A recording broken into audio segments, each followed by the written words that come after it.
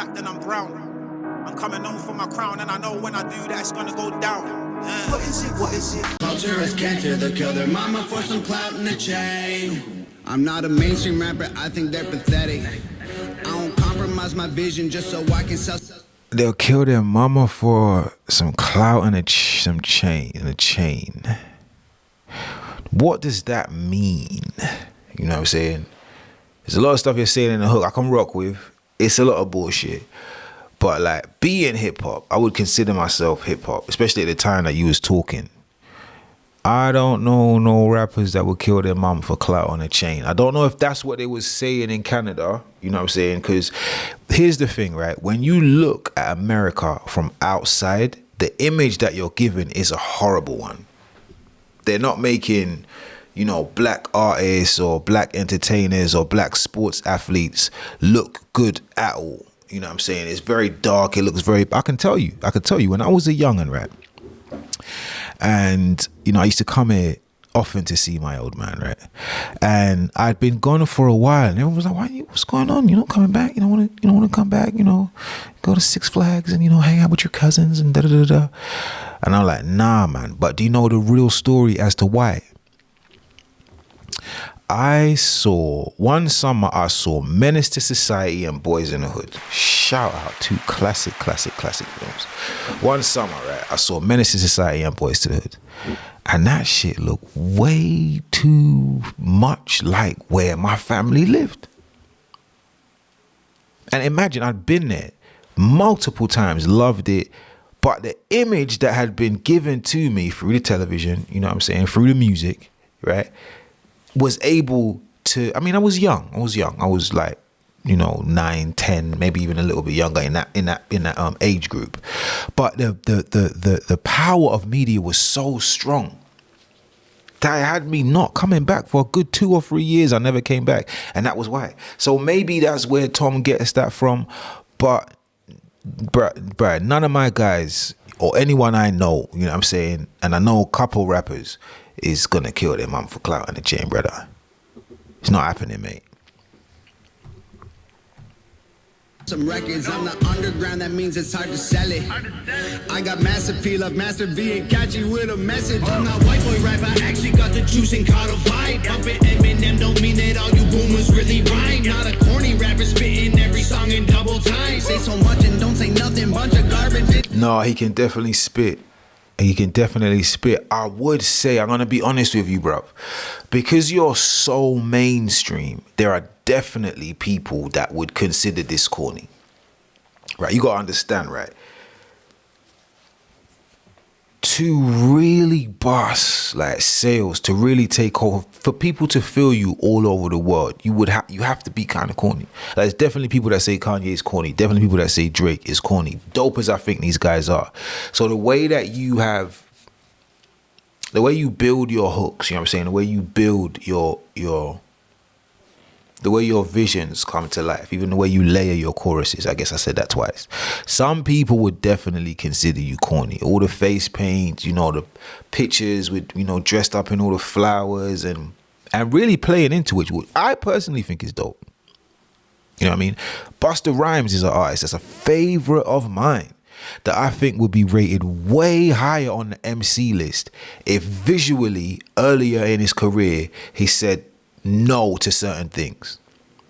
Certain videos like Gimme Some More was one of my favorite songs, but even as a younger person, I'm just like, bruv, why did you do it like that? Because because Busta Rhymes is in my top 5, right? But when I'm going to bat and I'm saying Busta is my guy, and I'm dealing with some road people or some hood people, some people who just wanna fucking slide, right? They're like, look at this guy, man. He's running around here with a cartoon face and everything's fisheye, and he's like, and it's like it really took away from the message that he was giving. And I think when there's so many like antics going on, Ludacris is another one who's lyrical, but if you got a midget hanging from your neck and big chicken drumsticks, when it comes time to be serious, that's what we're gonna remember. And, you know, the internet is a bitch. When she gets ready and you're trying to have a serious conversation, they're going to have you with this big old stupid chain next to the picture with some big chicken. Like, this is the guy that we're supposed to listen to. Do you get what I'm saying? So, but, I mean, I'm talking a lot and I'm waffling. But, Tom, there are people, a lot of people, that I'm sure would say this is corny. So you can't say that. Well, I guess you might not. No, I think you play into it. Because, you know, and I'm waffling, which I don't mind doing because that's what it does. Like, you know, I always refer back to battle rap, right? There's a battle rapper named Ace Amin, right? Dope. Ace Amin is dope. What's the bar? Most of them that's there for life ain't prepared to fight, so they wearing a knife. Facts. Wearing a knife, they getting crying because it's summertime and they ain't got no minutes, and some niggas they used to get money with is out there sharing his wife. Facts. And all you got is a razor blade that ain't made to shave. Nothing but years from my life. You fear of my life. Because we ain't peers in this life. I can't remember. There's so many, but he's fighting. Anyway, let me get to the point, right? So, in order to make himself popular, he was smart enough to realize there's something that he can do that no one else can do. And that's he speaks very well. So he interviews well. So he would do like 1 billion interviews before a battle. And all of a sudden, people started complaining, oh, all he does is interviews, So you know what his Twitter handle turned into? Mr. Interviewer, or, you know, more interviewers than rap. He kind of plays into it. And I think that Adam does the same thing. Whatever gets on your nerves, not Adam, sorry. I think Tom does the same thing. Whatever gets on your nerves, he's going to push that button. I think he gets that from M. So if you come out publicly and say you don't like something he's doing, like I'll give you an example, the Super Bowl commercial, right? And I'm in two spaces with it, you know what I mean? Because it's hard to, it's a whole mad topic, but it's just hard to represent a knee and like really stand behind it when the man who took the knee took a payout, you know what I mean? And I get it, you need money, whatever's going on with your family, but there's people back here who are rocking with you, and when you turn around and take a payout, it's just like, bruv, do you know what I mean? Like, how can I say, Tom, you're wrong to say that to M, you're wrong to make that joke when Kaepernick took a payout? You know what I'm saying? It's silly, but he knows that. That's what the whole commercial was about. He gets it, and it was kind of genius. Enough talking, a lot of talking. Let's get back to the reacting. Your lines, not a little rapper. This is dope, by the way. Tuning every song. I ain't making tunes exclusively, but drinking at the club. Not a candy rapper. I ain't making albums full of pop. I ain't Macklemore, Logic, Lil Dicky, or Asher Rock. I ain't emo rap. I ain't shedding tears. I don't cut myself. I don't romanticize. That's true white MC right there. Coming for the other white MCs for absolute. Well, you know what? I don't know if they had any beef. Usually it would be no reason. I know M was coming at everyone. You know what I'm saying? There's a lot of similarities. M might not feel so, and I see Tom is smart enough to use that. I've seen an interview with 50 Cent with Oprah Winfrey where 50 Cent and Oprah Winfrey weren't getting on. I don't think she wanted him on her show. So he's like, all right, whatever. She doesn't want to let me on her show. I'm gonna name my dog Oprah.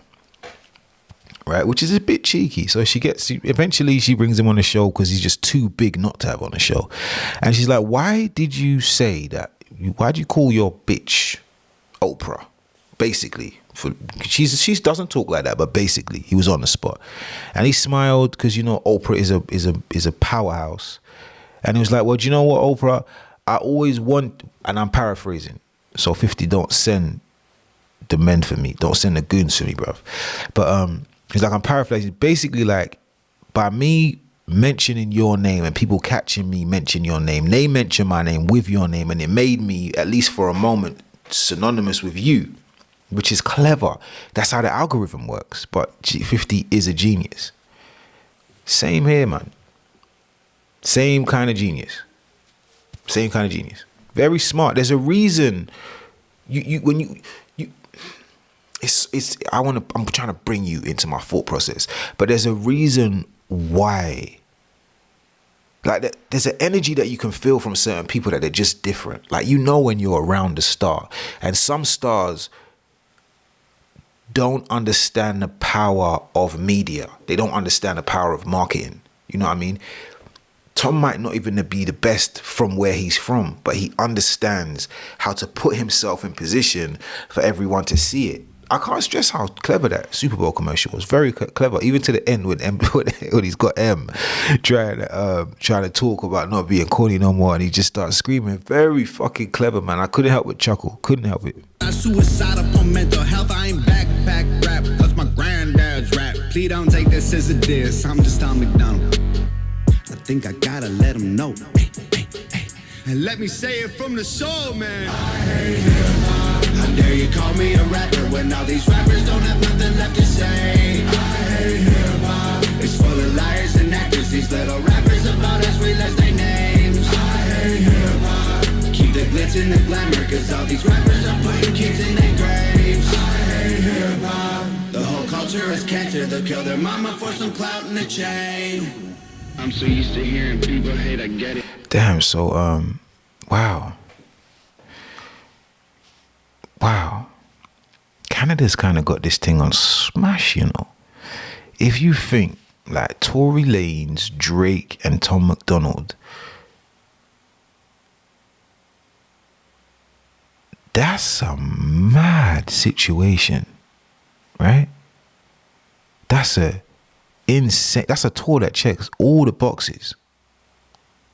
You could think, even if you did it on 2 days, Tory and Drake on Saturday and Tom MacDonald on Sunday, the arena.